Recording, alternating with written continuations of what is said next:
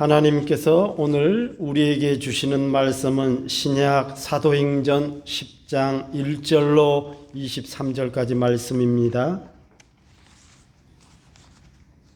사도행전 10장 1절로 23절까지 말씀 204쪽이 되겠습니다.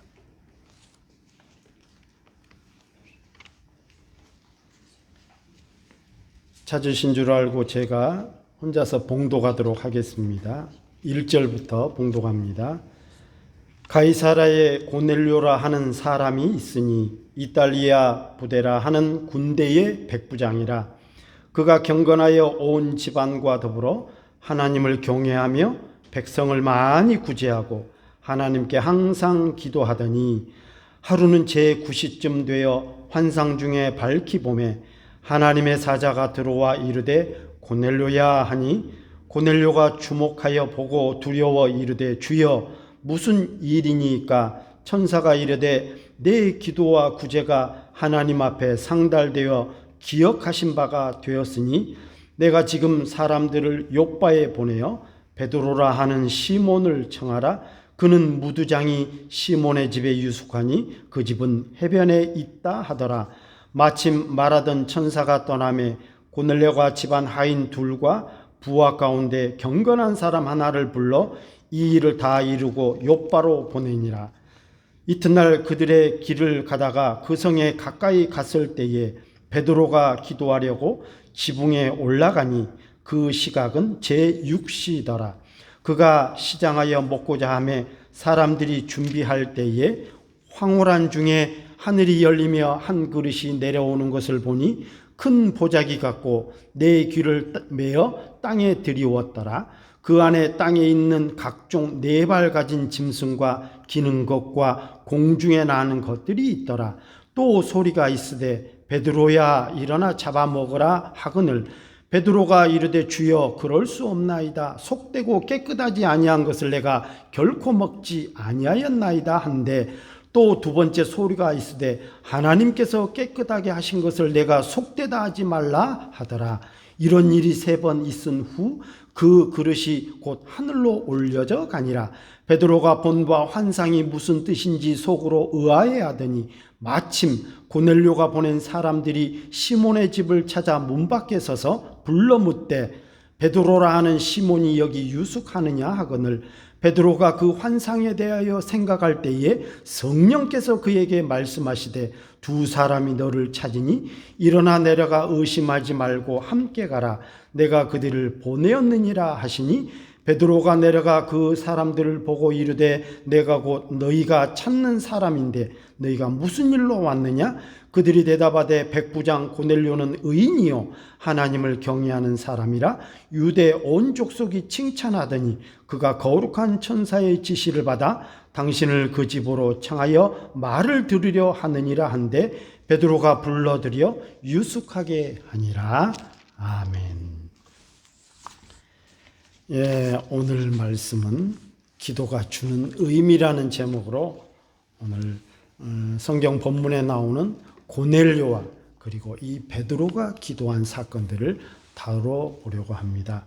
제가 지난주에 예수님이 하신 기도의 내용과 그리고 다니엘이 기도한 내용의 말씀을 드렸습니다. 기억하실지 모르겠지만 예수님이 되었던 이 성경에 나오는 이 다니엘이 되었던 혹은 모세가 되었던 모두 다 말씀 안에서 in Christ Jesus 즉 그리스도 안에서 이 말씀 안에서 그 근거를 토대로 기도했다. 그런 말씀을 큰 프레임으로 드렸습니다. 그리고 오늘 말씀은 구체적으로는 이 고넬료에 대한 말씀을 드리려고 합니다.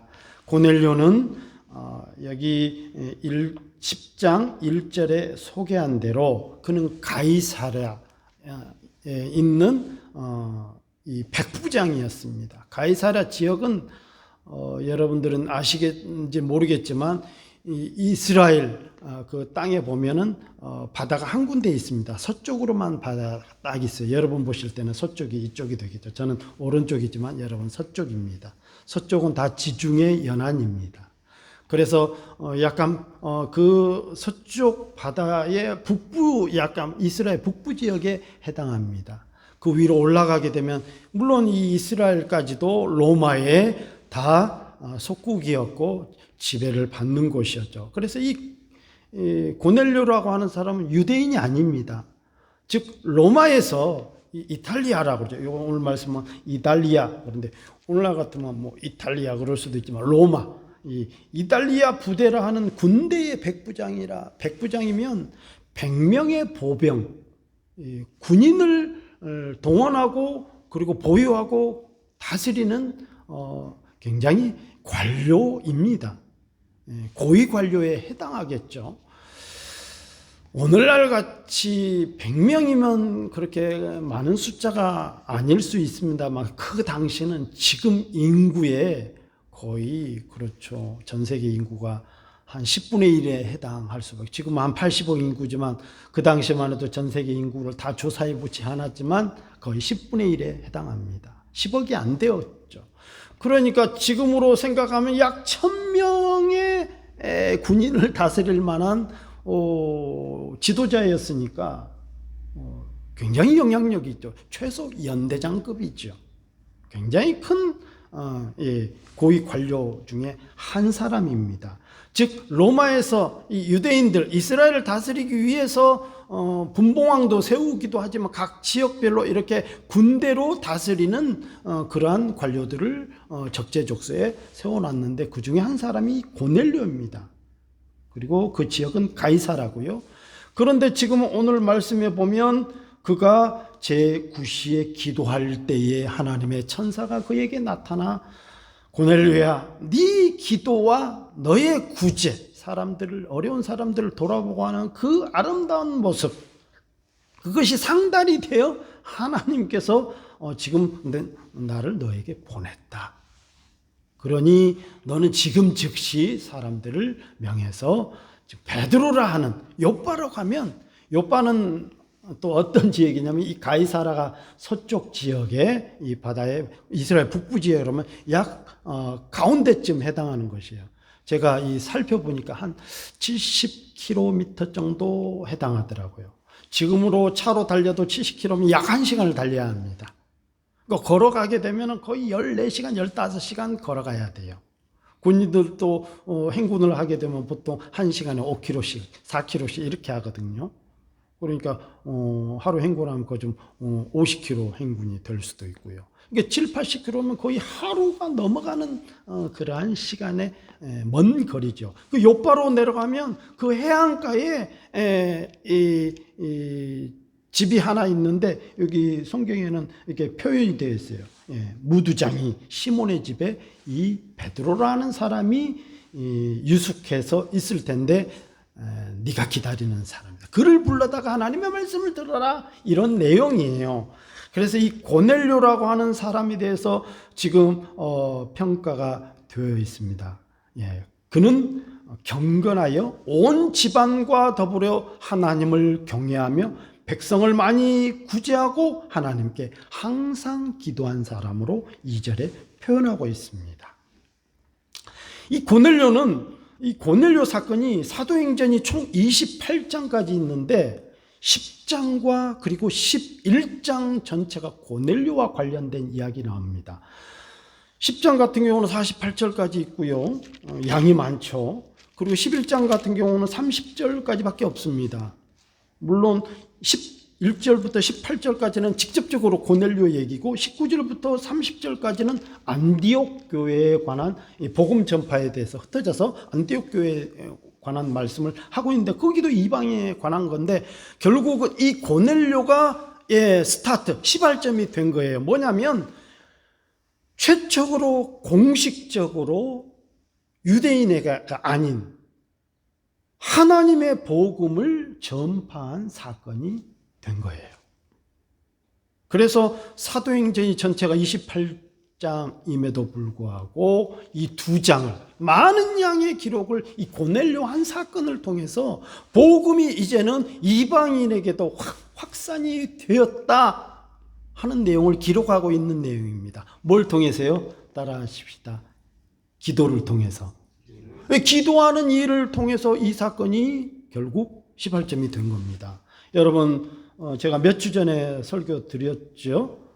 나다나엘에 대해서. 바돌로메라고 하죠. 나다나엘 요한복음 1장 후반부에 가게 되면 예수님이 기도하는 나다나엘을 만나서 네가 무화과 나무 아래 기도할 때 내가 들었다. 기억하시죠? 기도는 제가 3주 전에도 설교를 드렸습니다. 역사를 일으켜요. 기도는 하나님의 놀라운 일들이 펼쳐지는 것이 사실이에요. 그런데 우리가 생각할 때 늘 하나님의 놀라운 일을 하게 되면 나에게 급해진 문제 혹은 나의 개인적인 어떤 그런, 물론 그것도 포함하겠지만, 그러나 큰 프레임은 구속사적 프레임입니다.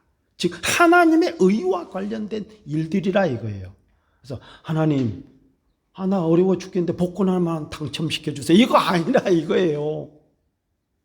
갑자기 짜자잔 나 이렇게 부욕해 주세요. 공부도 안 했으면서 나 이번 시험에 합격하게 해주세요. 나 좋은 대학 들어가기로 원하는, 이런 거 아니라 이거예요. 연습도 안 했는데 내가 1등하게 해주세요. 그런 거 아니라 이거예요. 하나님의 의, 큰 프레임은 하나님의 의, 즉 구속서와 관련된 일입니다. 그렇기 때문에 이 고넬료를 통해서 놀라운 일들이 펼쳐지는데, 우리가 안 읽었지만 11장에 가면 베드로가 이 사건을 통해서, 여기 한번 보십시다. 10장 한 장만 넘겨보세요, 여러분. 제가 24절부터 잠깐 조금 23절 후반부. 이튿날 일어나 그들과 함께 갈새 욥바에서 온 어떤 형제들도 함께가 아니라 이튿날 가이사라에 들어가니 고넬료가 그의 친척과 가까운 친구들을 모아 기다리더니, 누구냐면 베드로를 기다리고 있는 내용입니다. 마침 베드로가 들어올 때에 고넬료가 맞아 발 앞에 엎드려 절하니 베드로가 일으켜 이르되 일어서라, 나도 사람이라 하고 더불어 말하며 들어가 여러 사람이 모인 것을 보고 이르되 유대인으로서 이방인과 교제하며 가까이 하는 것이 위법인 줄을 너희도 알거니와 하나님께서 내게 지시하사 아무도 속되다 하거나 깨끗하지 않다 하지 말라 하시기로 부름을 사양하지 아니하고 왔노라. 묻노니 무슨 일로 나를 불렀느냐? 내가 하나님이 내게 말씀을 전해주신다고 했습니다. 복음을 듣기 원합니다. 이때는 지금 과도기예요. 구약과 신약.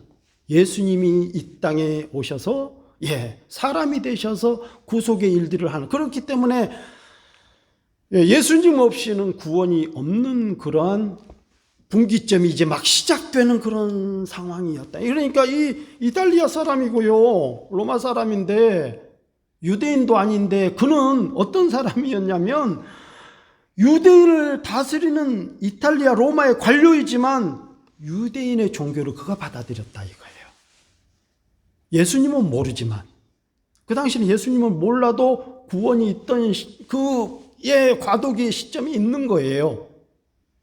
그리고 그들의 문화를 존중하고요, 피지배층인 유대인을 늘 돕고, 그리고 존중하는 자세를 가진 정말 여기 표현 나이스한 퍼슨이에요. 나이스한 사람이에요. 정말 나이스한 퍼스널리티를 갖고 있는 인격의 소유자입니다. 상당히. 하나님이, 그런데 이 사람은 늘 제9시만 되면 기도하는 사람이었습니다.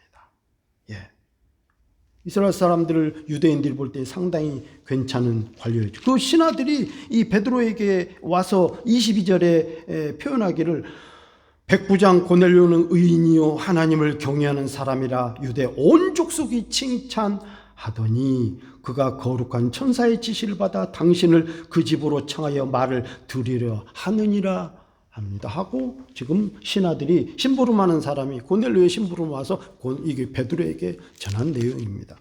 신하들에게도 칭찬을 받고 유대인들에게도 칭찬을 받는 그런 사건이에요.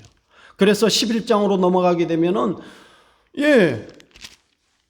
이 10장 마지막에 보면 베드로가 이 복음을 전하고 부활에 대해서 전하고 예수님의 십자가를 지신 사건들을 전하고 복음을 전하고 나왔더니 44절에 베드로가 이 말할 때 성령이 말씀을 누가 들었습니까? 고넬료와 그 가족들이, 그 지인들이 와서 베드로의 말씀을 듣기로 해서 기다리고 있었다 그랬어요. 베드로와 또 여기 무드장이 시몬의 집에 있던 요빠 사람들이 또 몇이 또 함께 제자들과 함께 내려갔어요. 그 모든 사람들이 모여서 그 말씀을 베드로를 통해서 들을 때에 성령이 말씀 듣는 모든 사람에게 내려오시니 베드로와 함께 온 할례 받은 신자들이 이방인들에게도 성령 부어주심으로 말미암아 논란이 있는 방언을 말하며 하나님의 높음을 들으심이라. 그러니까 초대교회의 놀라운 역사가 이방인에게도 그리고 고넬료와 함께 했던 그 이방 사람들에게도 같이 놀라운 회개의 역사가 일어났다. 그래서 11장에 가면은 예루살렘 총회에 가서, 즉 교회 연합회에 가서 베드로가 선교 보고를 하는 상황이 11장의 내용이에요. 고넬료로 이 사건을 통해서 하나님께서는 이방인에게도 회개의 세례를 받는 역사를 펼치셨다. 처음에는 사람들이 당신이 총회장으로, 그죠? 그때는 베드로가 지도자였으니까요. 바울이 되기 전에 이 베드로가 총회장이었어요. 교회 지도자인데 지도자가 됨으로써 이스라엘인으로서 어떻게 부정한 이방인들과 함께하고 그들에게 복음을 전했느냐, 이런 일이 있을 때 그 사건들을 구구절절히 말한 사건이 11장이네요. 그래서 보고하고 총회하고 그렇게 했더니 하나님이 그 환상에 대한 이야기까지 다 제가 읽었잖아요. 여러분 내용도 하나님이 내 귀에 달아서 그 그릇에 각종 짐승들을 내릴 때에 신기하다 하고 기도할 때 쳐다볼 때 하나님이 야, 너 그것을 먹어라. 하나님 저 부정한 것을 제가 어떻게, 구약에서는 절대 부정한 거 먹지 말라 그랬거든요. 부정한 짐승, 굽이 갈라지되 되새김질 못하는 그런 짐승을 절대 못 먹게 했거든요. 저는 그렇게 먹어본 적도 없고 그것을 먹을 수가 없었는데 지금까지 먹어본 적도 없고 먹을 수가 없나이다. 그러니까 그 올라갔다가 다시 또 내려와서 야, 하나님 내가 그것을 깨끗하게 했는데 네가 그것을 부정하다, 더럽다, 속되다 하느냐? 그리고 또 올라가고 이런 일이 3번 있어서 가만히 있는 중에 갑자기 고넬료에게서 사람이 와서 이방인인데 거기 가서 말씀을 전했더니 회개 세례의 말씀이 전해졌다 하는 것을 그대로 보고한 내용이 오늘 말씀입니다. 그래서 오늘 저는 이 말씀을 통해서요, 하나님께서 저와 여러분들이 읽지는 않았지만요, 이 10장 여러분 한 장 넘겨보세요. 34절에 보면 베드로가 입을 열어 말하되 내가 참으로 하나님은 사람의 외모를 보지 아니하시고, 이 외모라고 표현하는 것은 뭐냐면 이방인을 말하는 겁니다. 유대인이 아닌 이방인. 그러니까 최초의 이방인, 이 복음, 이런 어떤 상징적이죠.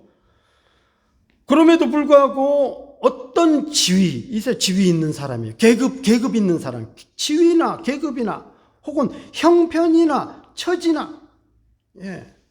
제가 왜 이 말씀을 더해서 덧붙여서 드리냐면요. 여러분 한번 생각해 보십시오. 이 고넬료는 어떤 문제가 있어서 제9시에 기도한 사람이 아니에요. 우리는 어떤 문제가 발생하면 기도하잖아요. 버티다가, 저도 그래요. 아이고, 그럼 지나가는 일이겠지. 버티다가, 그러나 그것이 더 괴로워지고 더 힘들어지면, 아유, 하나님 도와주세요. 알겠어요, 하나님. 내 기도할게요, 하나님. 이렇게 기도할 수밖에 없는데, 고넬료는 그렇지 않다 이거예요. 평상시 시간을 정해놓고 기도했다. 그러니까 하나님은 이 외모라는 것은 여러 가지 의미가 있다 이거예요. 이방인이냐 순수 혈통의 유대인이냐 이걸 떠나서 어떤 형편이 되었느냐 안 되느냐, 기도할 제목이 있든지 없든지, 혹은 지위가 높든지 낮든지, 혹은 건강한 자이든지 아니든지, 관계없이 늘 기도하는 사람이 되어야 된다는 말씀이에요. 어떤 문제가 발생해서 기도하는 그런 것이 아니고 항상 기도하더니, 이 말씀을 보면 영어 성경에는 pray to God regularly 이렇게 되어 있습니다. NIV 성경에 regularly. 그런데 제가 또 킹 제임스 버전을 보니까 pray to God always 이렇게 되어 있어요. 제가 볼 때는 항상이라고 하는 것은 이 영어 성경에서는 2가지로 표현을 해놨어요. 정기적으로 혹은 항상. 제가 데살로니가서 5장 17절에 쉬지 말고 기도하라. Pray without ceasing. 말씀드리죠. 즉 중단 없이, 멈춤 없이 pray, 즉 기도하라. 그러니까 항상 기도한다는 것은 이렇게 내가 그죠, 다니엘도 하루에 3번을 정해놓고 하나님 앞에 늘 기도했습니다. 정기적으로. 이제 서서히 제가 아마 다음 주, 그 다음 주까지도 기도에 대한 설교를 할지 모르겠는데요. 왜? 기도는 우리 신앙의 에너지입니다. 파워, 힘을 불어넣기 때문에요. 기도하는 사람 통해 하나님이 찾아오시는 역사가 일어나요. 그렇다고 늘 우리가 신비하게만 생각하지 마십시다. 강병화 목사야 이런 건 아니고, 기도하는 것을 통해 하나님의 놀라운 일들이 시작된다는, 영적으로 우리가 자꾸 말씀적으로 말씀과 가까이 하고 그분과 가까이 하려고 하는 의식이 많아지기 때문에 하나님의 일로 점점 가게 돼 있어요. 너무 우리 신비하게만 생각하지 말자고요. 그런 일이 있을 수도 있죠. 이런 경우도 있으니까. 하나님의 사자도 왔으니까요. 그렇기 때문에 하나님께서는 항상, 그래서 2가지요. 정기적으로 시간을 정해놓고 하든지 아니면 늘 기도하든지 관계없습니다. 항상. 그러면 베드로도 보세요. 베드로는 언제 기도했습니까? 그가 제6시에 기도하려고 지붕에 올라갔다 그랬어요.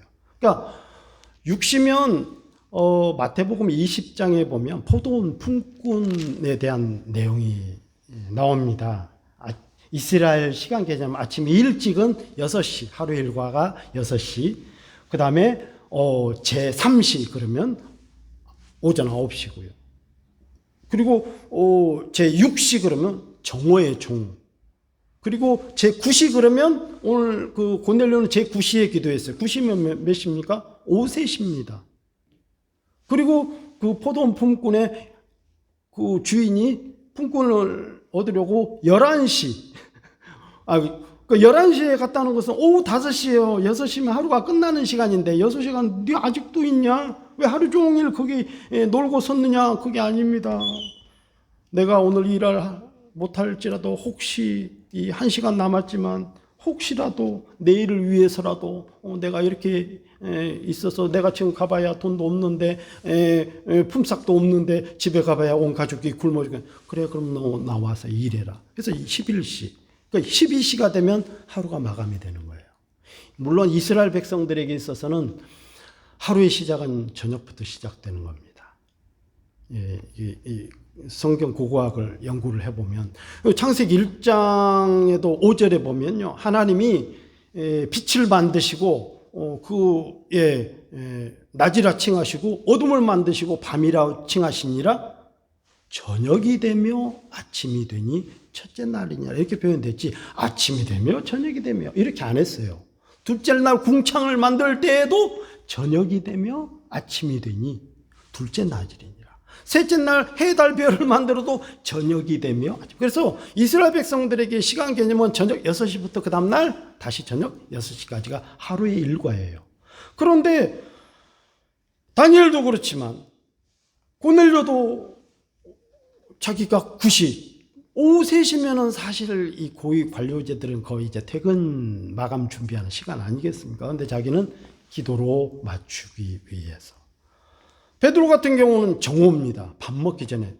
그 기도하고 나서 배가 고파서 이제 밥 먹으려고 하니까 환상이 왔다 그랬잖아요. 이거 먹어라 하고 하나님이. 나 부정해서 못 먹어. 그러니까 베드로는 정오에 기도하고 다 괜찮습니다. 여러분 어느 시간을 정해놔도 괜찮은데 중요한 것은 그렇게 내가 마음을 정하고 혹은 시간을 정하고 어떤 타이밍, 때를 정하고 어떤 환경을 정해도 어떤 것도 괜찮다. 이거 정해놓고 너무 어렵게 하지 마세요. 하루에 2시간 기도한다. 생전 안 하다가 2시간 안 돼요. 기도 2분도 안 하다가 말은 하품 나오다가 졸려 잔다니까. 그렇게 하지 마시고 정말 하시고. 그럼 나는 식사 기도 때 더 간절히 기도해 본다. 그거부터 하세요. 우리 잠깐 기도하고 말잖아요. 더 간절히. 적어도 교회를 위해서도, 우리 목사님을 위해서도, 우리 교회 집사님들 위해서도 내가 밥 먹을 때만 해야 또 기도한다. 쉽잖아요. 좀 더 쉬운 거? 눈 뜨기 전에 혹은 자기 전에 두루 누워서 내가 기도한다. 그러다 보면 무릎이 꿇어지게 되고요. 소리가 나오게 되고요. 나도 모르게 자다 보면 방언 받은 사람들은 뭐 잠자면서도 방언이 터져 계속. 그럼 자다 보면 우리 집사람도 있지만 나도 맨날 우리 집사람이 자는데 막 방언으로 기도한다고. 왜 기도를 해야 되는 게 우리 속사람 살아 있으니까. 우리 속사람 피곤해서 주무시는 거 아니잖아요. 우리 하나님은 졸지도 주무시지도 아니하시는 분인데 늘 탄식하면서 기도하시는 분이신데, 그런 것처럼 시간을 정해놓고 하나님께서는 외모로 보지 않고 늘 기도하는 고넬료 그리고 베드로를 찾아 복음의 역사가 일어나게 하더라 이거예요. 기도하십시다. 시간을 정해놓고 항상 기도하는 여러분 신앙적 습관을 만들어야 합니다. 왜냐하면 역사가 일어나니까요.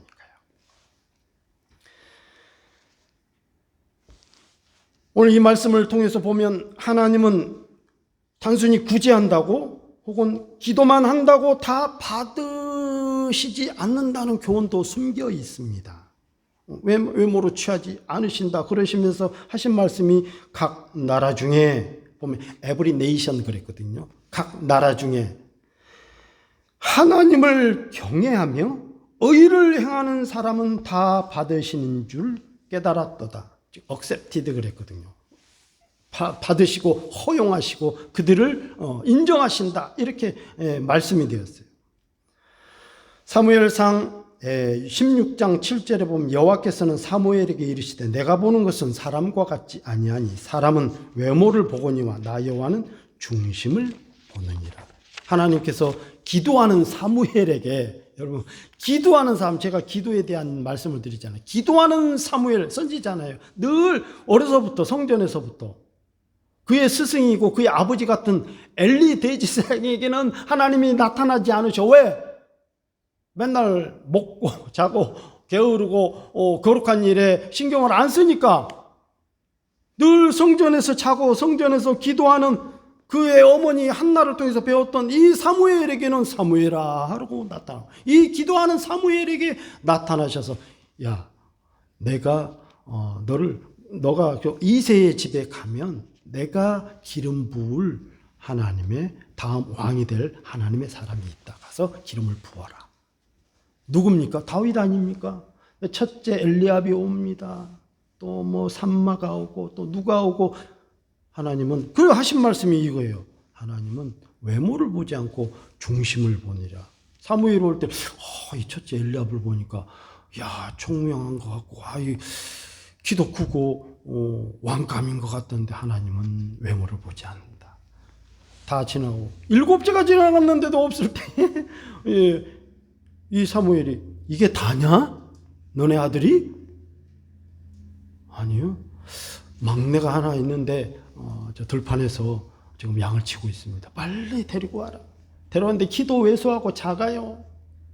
그런데 그의 눈이 빼어나고 눈이 빛이 나고요. 그의 얼굴빛이 용맹스럽고요. 그걸 보니 하나님의 마음에 합한 자라 이러면서 그에게 기름을 붓는다 이거예요. 그러면 이 어리고 키 작고 보잘것없는 이 다윗은 어떤 사람입니까? 밤새 양을 지키고 기도하고 늘 하나님과 교통하는 내용이 어디 나옵니까? 시편 내내 나오잖아요. 그가 밤새 어떻게 양을 지켰는지, 어떻게 하나님과 교제했는지. 그러니까 기도하는 사람을 찾아간더라 이거예요. 하나님이 사무엘을 통해서도 이 다윗에게 기도하는 사람, 이 고넬료를 찾아가게, 이 베드로를 통해서 찾아가게 하신 것처럼 하나님은 외모를 보시지 않는다. 그리고 하나님을 경외하며 의를 행하는, 하나님을 경외하며 의를 행하는 사람은 무엇입니까? 여러분, 이 하나님의 의에 대해서 한번 여러분 생각해 보십시오.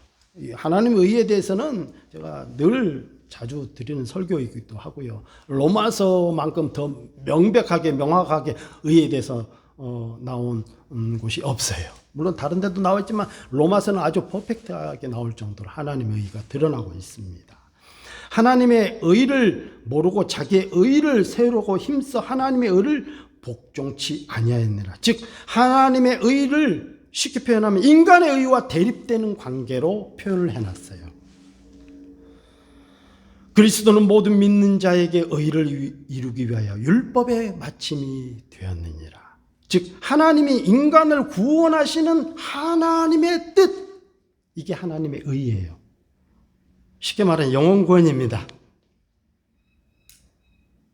우리가 이 고넬료처럼 어려운 사람을 위해서 돕는 일이 되었던, 혹은 기도하는 일이 되었던, 혹은 선교하는 일이 되었던, 어떤 일에 있어서 지혜를 내는 것이 되었던, 다 사람을 살리고 영혼을 구원하고 주님이 이 땅에 오심과 같이 하나님이 하나밖에 없는 독생자를 이 땅에 보내심과 같은 그런 의, 하나님의 의, 하나님의 강력하신 뜻, 제가 말씀드렸죠. 그 의, 이 구원의 길, 로마서 3장 22절로 25절에도 너무나도 잘 나오죠. 1장 17절에도 복음에는 하나님의 의가 나타나서 믿음으로 믿음에 이르게 하나니 기록된 바 오직 의는 믿음으로 말미암아 살리라 함과 같아요. 그런 하나님의 의를 믿고 그 은혜를 입은 자가 의로운 자예요. 근데 그 의는 오직 믿음으로만 된다는 거죠. 그래서 믿음은 믿음에 이르게 한다. 어떤 믿음이요? 하나님이 나를 위해서, 우리를 위해서 구원해 주시기 위해서 이 땅에 주님을 보내신 그것을 믿는 것이 바로 하나님의 의를 믿는 것입니다. 예. 그리고 고넬료는 하나님을 경외했답니다. 경외라는 말은 무엇입니까? 이 경외가 놀랄 경자고, 그리고 외자가 두려울 외자예요. 한문으로 표현하면 정말 두렵고 떨리고 하나님 무서운지 알았다. 즉 신적 존재를 인정하는 거죠. 예, 하나님을 무서워할 줄 안다, 내 마음껏. 그 이분은 하나님을 신실하게 신뢰하는 사람인 것입니다. 하나님을 모르는 재판관, 예, 그 하나님을 두려워하지, 경외하지 않는 재판관이 사람을 무시했다라 그랬거든요. 그게 당연한 결과. 하나님을 무서워하지 않는 사람은 사람을 그제 자기 밑에 쏘아 있는 사람들. 그래서 지도자는 그래서 잘 뽑아야 돼요. 정말 백성을 사랑할 수 있고 백성을 위해서 헌신할 수 있는 사람이냐, 아니면 나 혼자만 살기 위해서 달려가느냐, 그게 아니라 이거예요. 참 목자. 그래서 하나님을 두려워 떨 정도로 경외하는 믿음, 예, 진짜 믿음을 가진 사람. 즉 그러므로 기도하는 사람은 하나님을 두려워하는 자이고, 기도하는 사람은 의로운 일을 행하는 자입니다. 그게 구제가 될 수도 있고 복음을 전하는 일이 될 수도 있습니다. 오늘 이 고넬료처럼 유대인들에게 인정될 만한, 존경받을 만한 사람, 그러한 사람이고 일이 될 수도 있습니다. 그런데 그 모든 것은 구원받게 하기 위한 하나님의 뜻입니다. 이제 말씀을 정리하려고 합니다.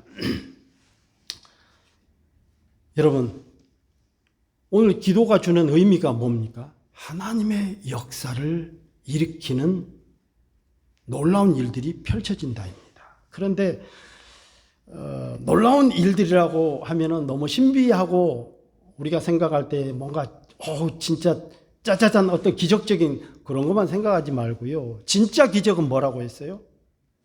영혼을 구원하는 게 진짜 기적 중에 기적이라고요. 그것 때문에 예수님이 이 땅에 오셨다고요. 예수님이 이 땅에 오셨다는 것은 말씀이 사람이 되어 오셨다는 거예요. 이것만큼 더 큰 기적이 어디 있겠느냐 이거예요. 하나님이신데 사람의 몸을 입고 이 땅에서 죽을 때까지, 죽기까지, 예, 고통당하, 그것보다 더 큰 기적이 있겠냐 이거예요. 그러면 다시 살아나는 부활은 한 번에 짜자잔 일어난 사건이고, 구름 타고 하늘로 승천한 거, 그래요, 짜자잔 일어난 거고, 재림하는 거, 이것도 기적이죠. 그죠? 동정녀 탄생, 이것도 기적인데, 그러나 전생애를 두고 십자가를 지고 고통당하면서 죽으실 것을 알면서 그 고통의 그 양과 깊이가 뭔지 알면서도 끝까지 복종하시, 그거보다 더 큰 기적이 어디 있겠냐 이거예요. 우리 청년들 나중에 결혼하고 사랑하면, 예, 좋죠. 내 인생 이렇게 살아도, 저도 처음에 결혼하니까 텔레비가 생기고 냉장고가 생기고 세탁기가 생기고, 이게 이제 내 거야 이게? 그전엔 맨날 부모님이랑 살고 혼자 살아도 뭐 그런 게 있었겠습니까? 근데 야, 이게 내 거요? 내가 나하고 전혀 모르는 사람하고 나하고 같이 살아? 사랑스럽고 다 그런데 다 짜자잔이죠. 근데 진짜 중요한 사랑이 뭐예요? 네, 고린도전서 13장에 때 언제나 오래 참고 언제나 온유해야 되고 그죠? 늘 인내해야 되고 이게 진짜 사랑이라고. 이게 진짜. 우리 청년들 아멘 하세요. 나하고 성격이 안 맞나 봐. 아니야 이거 성격은 안 맞아야 가장 잘 맞는 거예요. 그럼 남자하고 여자가 왜 가장 달라? 그럼 동성 결혼하지? 가장 비슷하니까? 아니라니까. 가장 다르기 때문에 가장 맞는 거야. 나는 T형인데 짜는 뭐 F형이야? 뭐 I형이야? 아니요. 다르니까 맞는 거라니까. 좀 TV 보는 것도 지혜롭게 잘 봐야 돼요. 가장 다르기 때문에 가장 잘 맞는 거예요. 예. 그래서 하나님께서는 기도를 통해서 전도하게 하십니다. 여러분 누구를 전도하기를 원하십니까? 기도 안 하고는 영혼의 열매가 결코 맺을 수가 없어요. 기도하셔야 해요. 저도 더 기도하려고 해요. 제가 시간을 많이 못 정해놓으니까 그나마 하루 중에 가장 많이 기도할 수 있는 시간이 그냥 침대에 누워있는 시간이야. 그래서 생각날 때마다. 물론 일할 때도 생각날 때마다 우리 성도들 위해서 기도하지만 그래도 가장 잠깐 깨어있을 때가 많아요. 저는 깊이 오래 자는 성격이 아닙니다. 많이 자면 뭐 진짜 주로 그죠. 12시 자도 3시에 일어나고요. 뭐 진짜 1시에 자도 뭐 4시에도 일어나고 9시에 자도 뭐 늦게 자려면 늦게 들었는데 주로 길게 오래 자는 성격이 아니에요. 그냥 이따가 조금 좀 선잠 자다 또 자다가 이게 원래 건강에 별로 안 좋거든요. 또 자다가 뭐 이러는데 좀 그래요 성격. 그러니까 그 시간에 깨면 또 하나님하고 또 기도해요. 기도해야 돼. 기도하면 놀라운 역사가 일어나는 걸 수없이 내가 경험했는데 그 개척 교회 시절부터 파주에서 얼마나 놀라운 이적적인 일들을 겪었는데 왜 내가 잊어버렸지? 많이 내가 배부르구나. 많이 여유로워졌구나. 그런 회개하는 마음을 내가 가져요. 네, 기도해야 됩니다. 고넬료, 베드로 어떤 일이 있어서 기도하지 않았습니다. 시간을 정해놓고 without ceasing, 멈춤 없이 중단 없이 정기적으로 혹은 항상 기도하는 사람이었다 이거예요. 우리 오클랜드 행복교회 기도가 충만한 교회, 말씀이 충만한 교회, 은혜가 충만한 교회가 됩시다. 네, 기도하겠습니다.